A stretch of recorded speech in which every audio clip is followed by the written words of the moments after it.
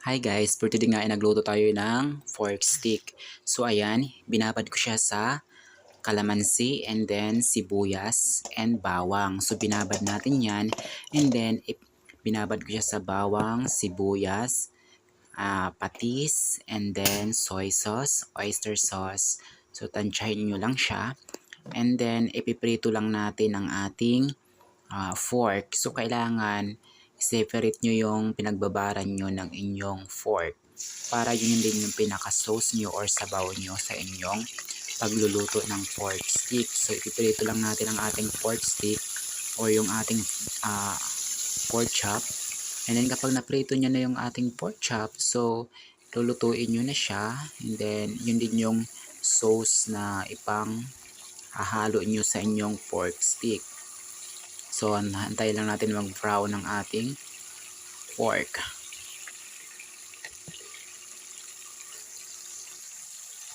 So, balik-balik ta rin lang natin siya para pumantay yung kanyang pagkaluto. So, kapag naluto na siya, so start na tayong maggisa ng bawang ng sibuyas. So, yan yung aking pinagbabaran na sibuyas sa ating pork.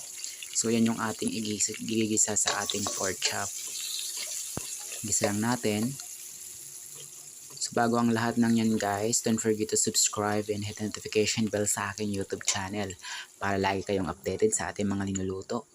So ayan, ilagay na natin ang ating prinitong pork chop. Naluto ko na ngayong ating pork chop. Ayan guys, brown na siya. So halu-haluin lang natin para mapantay ang pagkaluto at mamix ang ating mga sangkap. So ayan, hayaan lang natin. Napakadali lang lutuin ng pork stick mga lalab. So ayan yung aking pinagbabaran. So yan yung ating isasabaw and then mag-add lang tayo ng kaunting water. So mag-add tayo ng kaunting water para lumambot and then mag-add tayo ng a little bit of sugar. So kaunting asukal lang, 2 spoon and then maglagay tayo ng powder na paminta. Powder na paminta ang ating ilalagay. So haluin lang natin siya hanggang sa kumulo at lumambot ang ating fork. Ayan, malapit na siyang maluto guys. So nag-add ako dyan ng kaunting water.